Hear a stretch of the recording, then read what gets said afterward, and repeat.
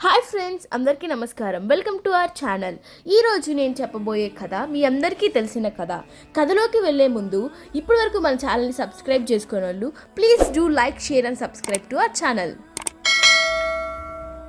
ఆ కథ మరి ఎవరి గురించో కాదు, మన శ్రీ కాణిపాక వరసిద్ధి వినాయక స్వామి గురించి. ఆంధ్రప్రదేశ్లోని ఓ చిన్న గ్రామం, అక్కడున్న ఒక దేవాలయం, అక్కడున్న గణపతి విగ్రహం, జీవితం చూపిన అద్భుతం ఇది కాణిపాకం. ఓ గమనించిన మహిమాంగల కథ. చాలా కాలం క్రితం ముగ్గురు అన్నాదమ్ముళ్ళు, ఒకరు అంధ్రుడు, మరొకరు మూగవాడు, మూడోవాడు చవటివాడు, తక్కువ భూమి మీద జీవనం సాగించేవారు. ఒక ఎండాకాలం రోజున వారు బావి నుంచి నీరు తీసే ప్రయత్నం చేశారు. ఒకసారిగా వారి ఖడ్గం ఒక దృఢమైన వస్తువును తాకింది. వెంటనే అక్కడి నుంచి రక్తం పారింది.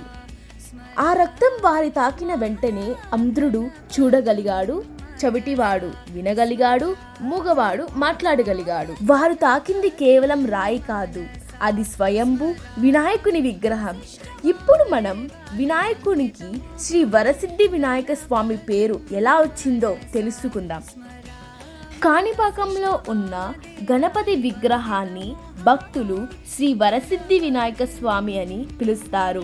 ఈ పేరు వెనుక ఓ అద్భుతమైన కథ ఉంది. శ్రీ అనగా శుభత, పవిత్రతకు ప్రతీక. వరాలు ప్రసాదించే, సిద్ధిని ఇవ్వగల శక్తి ఉన్న వినాయక, గణాధిపతి, విజ్ఞానాలను తొలగించే దేవుడు. శ్రీ వరసిద్ధి వినాయక స్వామి అంటే పవిత్రతతో కూడిన వరాలు ప్రసాదించే, సిద్ధులను అందించే విఘ్నేశ్వరుడు. ఇప్పుడు మనం కాణిపాకం అనే పేరు ఎలా వచ్చిందో తెలుసుకుందాం. అంతలో మీలో ఎవరికైనా కాణిపాకం అనే పేరు ఎలా వచ్చిందో తెలుసుంటే కమెంట్ సెక్షన్లో కమెంట్ చేయండి. కాణిపాకం అనే పేరు చాలా ప్రత్యేకమైన అర్థం ఉంది. అది రెండు తెలుగు పదాలు కలయికతో ఏర్పడింది. కాని అర్థం నీటితో నిండిన భూమి, తడచి ఉన్న ప్రదేశం. పాకం అర్థం ప్రవాహం, నీరు పారడం. అందువలన కాణిపాకం అంటే నీరు పారిన లేదా నిలిచిన పవిత్ర స్థలం అని అర్థం.